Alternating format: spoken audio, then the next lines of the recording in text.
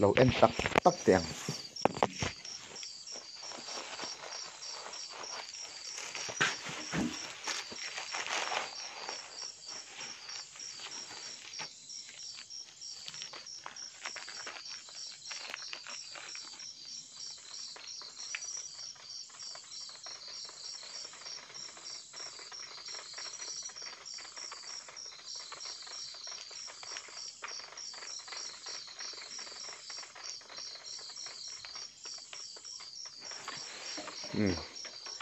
mi somret paruk an lut tlang theia za ina po hian slot all omle nualin arin oma tichuanin mi za alut tura ka in base se lai hian mi somret paruk za in za an lut kan thahnem deuh leka zan khan mi somsari paruk vel luta za in chuan mi som velin an tam ani a hrim hrimin zan ina kan room book tu te zong zong le ron lut hlo a ron hlo tling tu te zong zong chunga hian lom thu kan soi ani chuanin ka soi le tu pakhat chu he kan channel hi khongaya min lo subscribe saka min like ka min comment sak turin ka han deal box sewa chuanin kan video link te le kan YouTube channel link te hi min lo share sak turin ka han deal box cheu ani chuanin kan enjoy ngas ka kan all 1 2 3 4 5 6 7 8 9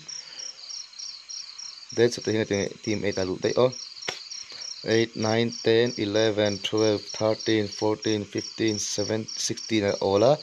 18 19 20 21 22 23 and kima 24 and kima 25 that's the khalut man lawan start sani kan fair view wang check me khatin check tur khani an lo jam le nual to a pochin kia team thuman tla hei hi en hal turan nia pochin kia team thum man tla 6 19 le 22 an tla ni te chuanin midang tak khom an omwak lo boka 19 atang hian kan enang team number 19 atang in enanga ma puya khiang te tian yan ni hi pochin kian tla ani request oma by drone khan en tam deuh hlek to ro min tia khan en tam deuh hlek ang za in chu drone mangin ti hian team number 6 le team number 19 nei hle maya pochin kia oman nian ni hi ti chuanin he ta team number 22 hi he tlaman om ve boka team number 22 le team number 6 hian nei khop mai mox ve top ti le jet ski team number 6 ami hi in nei hle maya ti chuanin team number 19 ma puya khiang te le 19 he tlama an om phaya ti chuanin ta team number 6 pathum an om khoma ti chuanin team number 22 mi hi building pakhata ala lut a chuak chi a ti khanin a thian palam panga tlan phaya eng tingan ti do in kap ti do eng tinga team number 22 kho an team number 6 ko ama om kun shelo an shelo ni mela chia se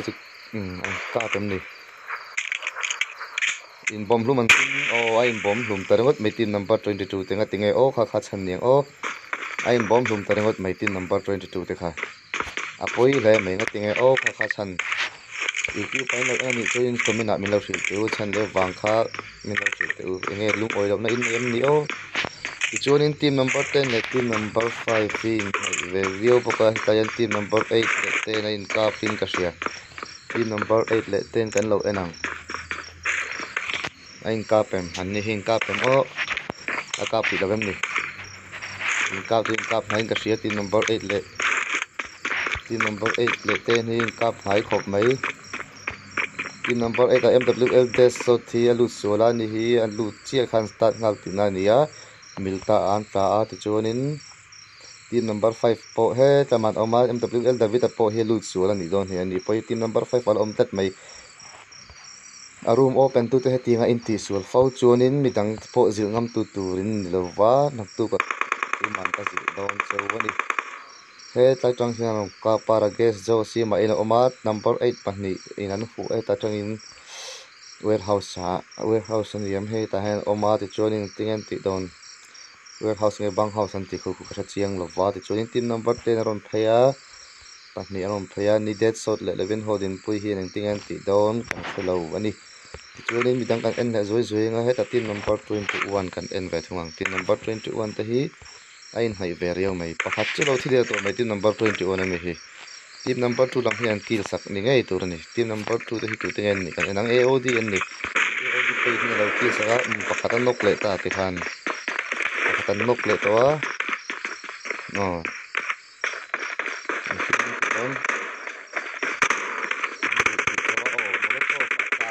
mấy càng bộ mấy chỉ cả tuần bộ anh tiếng anh chị con yêu đi làm bằng hiền tiếng anh con yêu đi phật con in hiền đó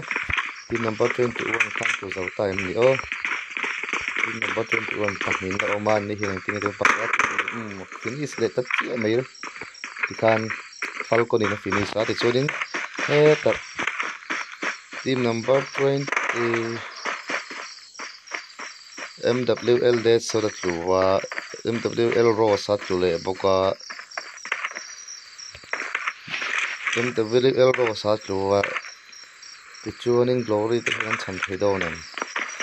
all boy apollo thi to ni pachu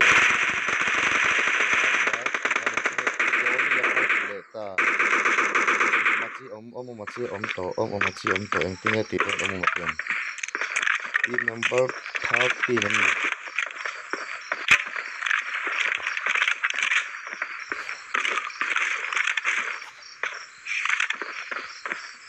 ông lệ rose hay là revive lệ hơn này ông lệ rose hay là revive lệ mà nó thì cho nên team number 13 nó mà chơi in về đấy không ra team number 13 là nó có dấu tất cả sát về lệ team number 20 mi hi thì cái chú drone engine pahnian tutat mai team number 20 tagin pahnin tua bum mana push phaya bum ma team number 30 tagin bum mana push phaya ni ti do ni push chawa din chuwa khen pani lo in revive zo le man to an ti ti do ni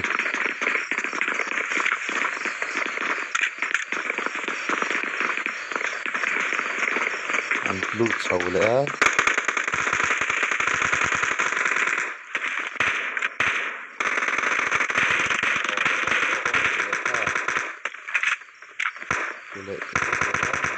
Pahil me ka number 20 mi antu zauta team number 20 a zauta ka sa chi omta ari polo hle mai ani motor la ka tan se to ni motor la ka ri do an kap ka rock na lo kap kha chat ani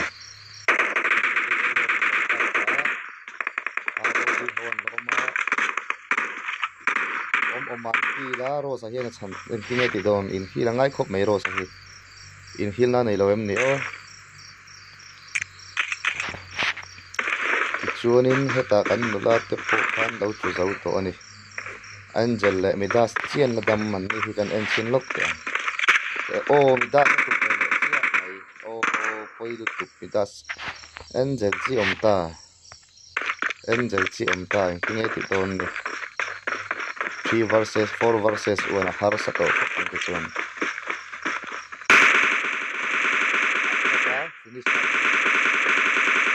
finish na le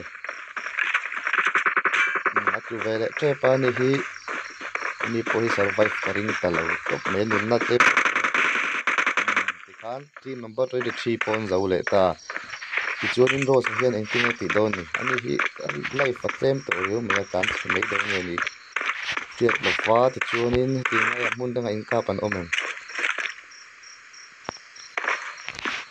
team number 18 te heng kap lova team number 2 heng kap lova team number 24 le team number 13 te heng kap tu rang nei an ni ro sa hi ma ina oma in hin na nei to lo anga team number 13 heng u min tu teu kap mai tu teu man ma to na khaya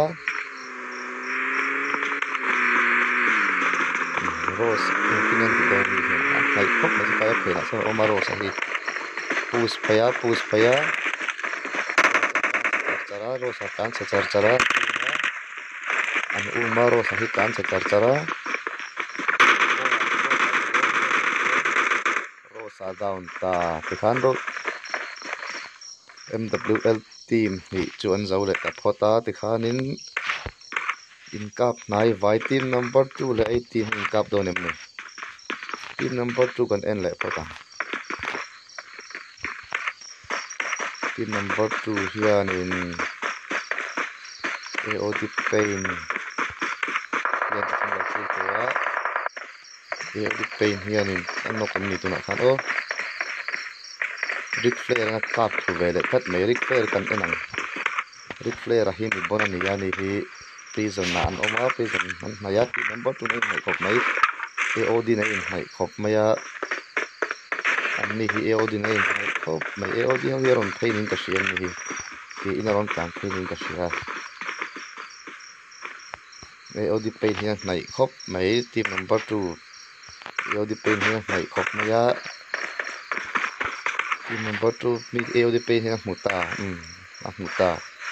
lang lo mate khuan mu ve si lo wa an chana che khopang le lang lo mate an mu ve si lo wa le motor la a kap zui do ne kap ngam do ne a mai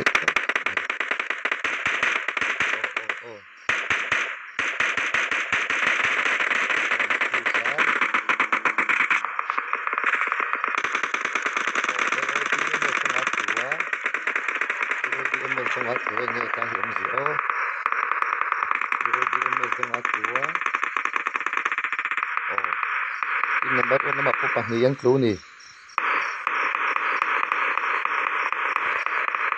AOD nga po pahnin clue di karal te clue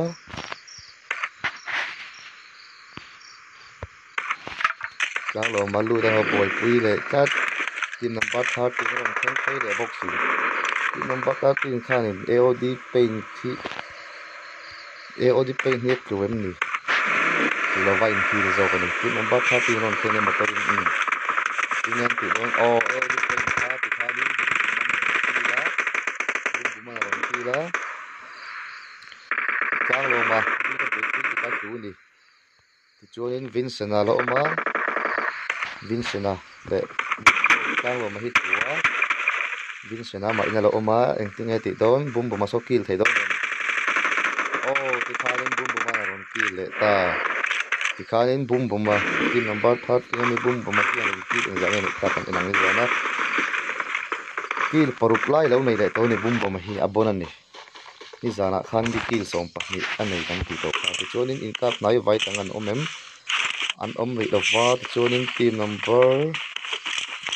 25 le 12 mai to baran nia team number 25 le 13 in mai to baran nia ani motoring on plana team number 12 rozok lampan an tumen ni rozok lamaron pana team number 25 hin lo pro na ti chuan in team number 15 le team number 3 hin lai mai pop mai team number 15 le team number 3 to pan u ni team number 15 DS Poland team number 15 ki palin nei to a to pan la do na to pan han campel zoi phota let le do ni team number 2 hin on mai phai pop mai team number 2 hi AOD team khan nia AOD team zok khan nia engineer on ti don tai tak hi don in en le zuenga aron thleng phei man do nem aron tlan tang aron tlan tang aron thleng phei man do nem thleng phei man ta lo wani an tlan che man tlat maro chu hetai hian din join ka na hun chang chalo an tlan tang ta tlat mai ti kha chuan team number 12 11 hi va in mai le ta ve hetai hi team number 12 te hi arong ka pe das Costin an kap kat mai khatai ka en man lawani team number 6 ami hi pakhat lo revive me ka ti chuanin he ti lai mi hi tlu ve bok em ni team number 6 ami sangs ti hi ti chuanin team number 11 te supply warehouse te so an oma an vak ngam pang reng ve hetai hi team number 11 te an hmalo ni tai thla ding wang mai pakhat chu angam pa khop mai khati ding wangam khati ngam pakhat ka lot mai tur nia team number 6 te an ladam team a ning pathum an lo tilam lo nei fitowa an push pai don nge an tan chadon nge ni team number 11 ten ting an ti don team number 25 le team number 9 an lo in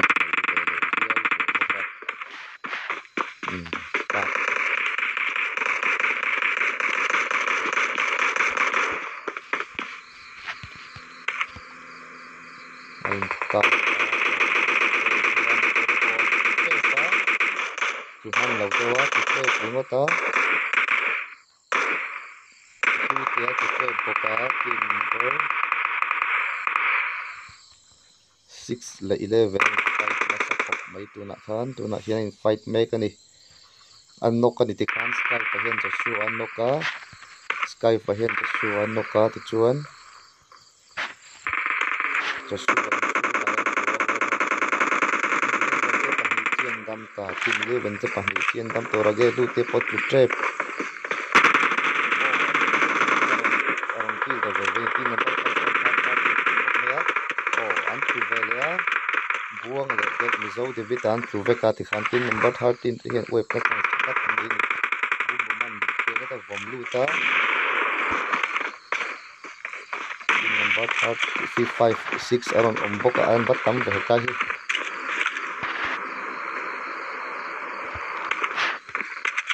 cái hiến tầm khúc này team thu mình omadin cả là ông boka an nei pop maya team number 13 te kam panga bulung thena hem birua team number 6 te warehouse sa te chuan team number 5 khuama in chunga birua an push do ne bum ate ka mu chak le riau mai an push do ne push down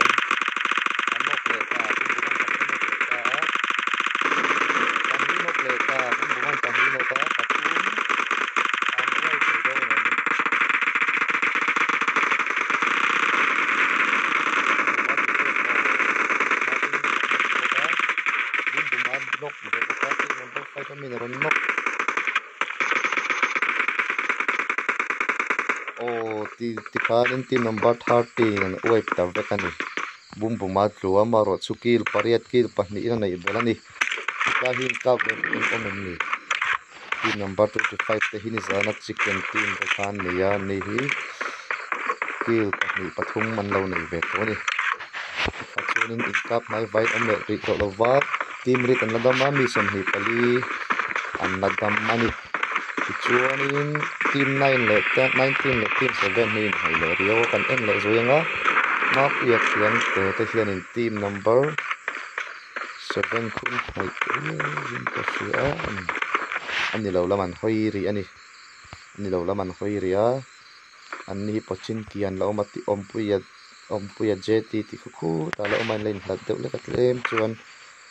ti chuanin team number 25 te zone panan ngaya 19 zone an lut to team number 10 a hin tungai na ina omam ni o team number 10 hi team number 10 pona dam kima ani po zone chian lo mani prison pula an oman ni hi prison thanga kan oma ti chuanin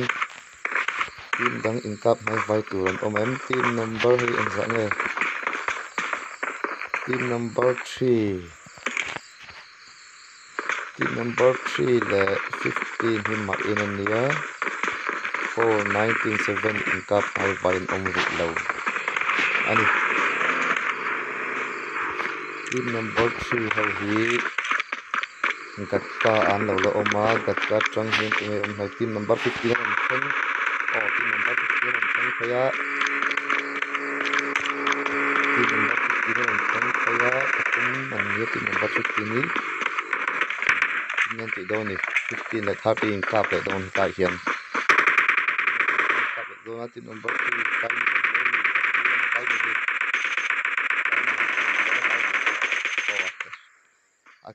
AOD pen anoka ti khan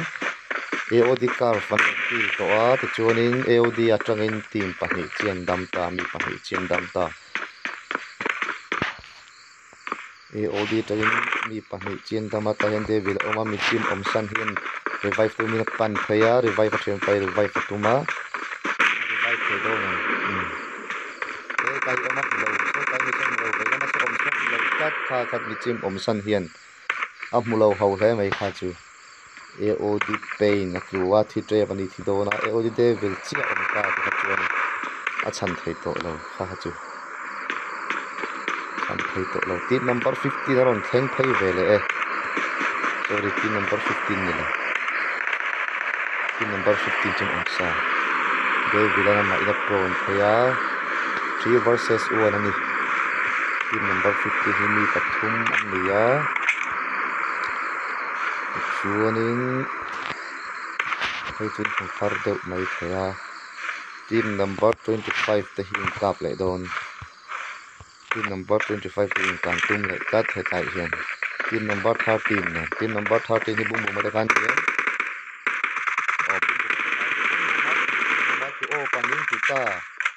panin tu ta bum bum ma ei sa chia om to a ran ro ta chu ve a ti khan ran ro chu ve tat mai lâu đeo khi san bum bum lâu kỳ lá thì khan khi san bum bum lâu kỳ lá thì chuan in he tiếng lai mi ROD blink up po hi zawa kỳ lá kala chuan ace ani che hi om ta eng tinge ti don in chuan tang hi eng tinge ani team number 25 kon dan lo da khu an revive zau to a when we can revive so to he ta team number 7 am ina om ve team number 7 ani hian lo en ve ro bokani poi lo om thamani third party chu aron third party chu lo om tham ve thoni ya pakhat chak mani se thau lo om thamani a chai ka sale mai kha chu han zuan khum vela 7 kills nei to ace zawat chu tre pa in hi patanga yang zawa hi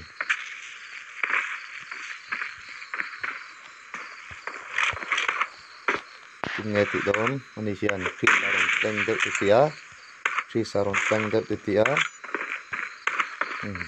kan chok ngam big si lo kan chok chen lo kap to ne mai spray thiam ya mulo to ho voma vong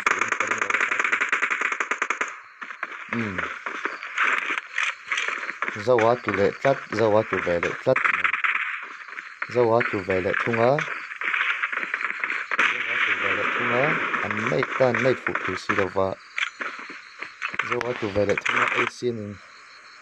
finish thai mai big lova tin number 7 hi enge lo ti ve o ta hian lo la bi ru ni ta hian tlai tang hian chan sa lo zong ve chara chan sa lo zong ve chara ti chuan team number ei sa tu don a tu teu lut tu a life vai khat ka po dol to lo với khát cả po đồ tổ với khát anh push ngâm đồ này mà lúc trước mấy xí à anh push na sẽ chịu cái phụ tổ đồ này cái tay ông lăng vaccine đầu vắng team number 7 mi khu mà in cái tay của nó ông về box xí á sẽ biết người đăng về tắt ông bây giờ hiện khi sao cả khu mà tung bát tap phụ là vợ anh khi mà tốt lại in tàn xí tu mà ei sahi tlan chhia tum motor la tan chhon chuanin team number 10 ta hian ka ven team number 10 hin ka kan ta hian hai ka ve mek bokani nei ta vom lu ta okay hanni team number 13 kan thea chuanin team number 4 ne heta hai khop me versus 2 ania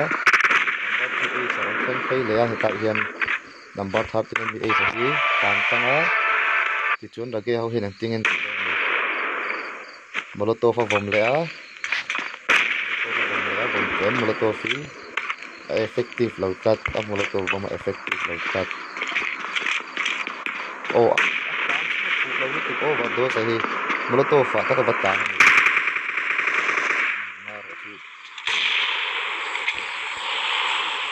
Ikan team number 15 team number 10 ami rage loser at cut nay team number 10 ami rage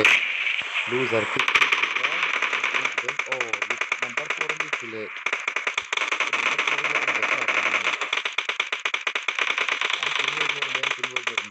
overdose chila overdose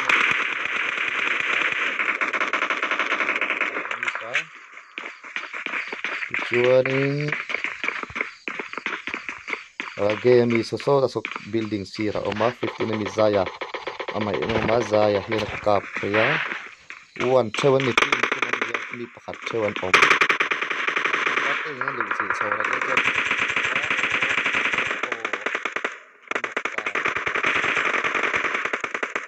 anoka finish kala tuma te finish ngai ngai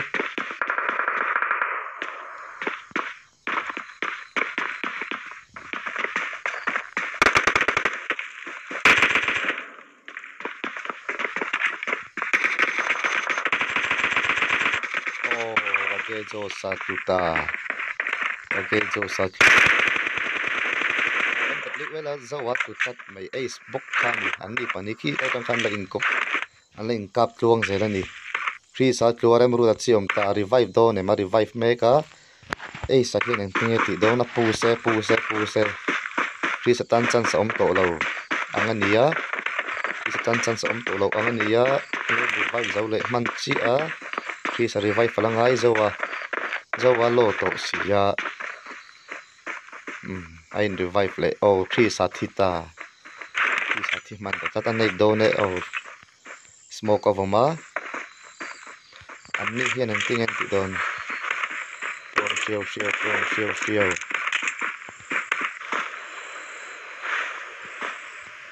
zawa hen lung phan train lo changa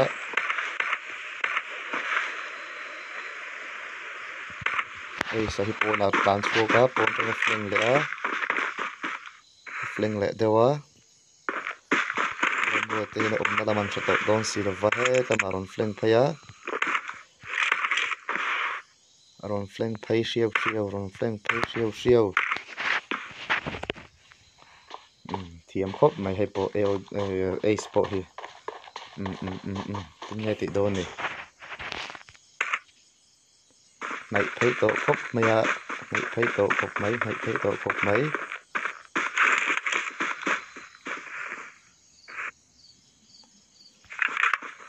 ro ta tu tat mai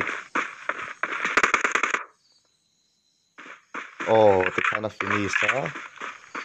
ei sahian in kan en ta number 25 for ka finish ta ta ni tin number 15 ten line ka pa he ta hian ani hian ngai lo ka sa tama mi kha ka pa team thum chen dam ta mi panga chen dam ta ei si chicken mai lo mo ni hi cha thariau mai squad away pop mai team number 15 pathum team number 13 pakhat team number 7 pakhat opuya jt pochin kia kem khani daman tam to lo khop mai mi panga chau anita engtingen ti le zel do ni Asian mi sok makil to ani hi kil nem berala ni nan le pel thai to lo angani ti kha chuan kil sa chuan le pel thai to lo angani ya zone chunga omem ani hi zone chunga om lo wa zone pan thawangai do na 15 hau chan sa thale thei tat 15 fallen kin lo mi ron chan thei lai hi fallen kin mulo wem ni 15 mi ds fallen ti hin mulo wem ni o khitaron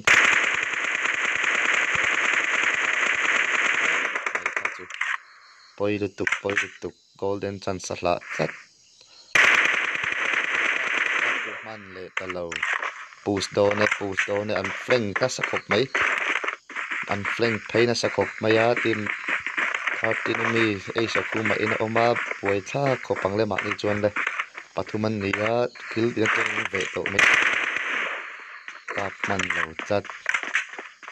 kil dia teng ve to internet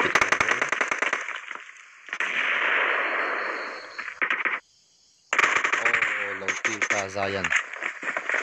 kil ta tikhajon team number 7 ama in ron tlan phei velia ni hin tinge ti vedon an hi campers khania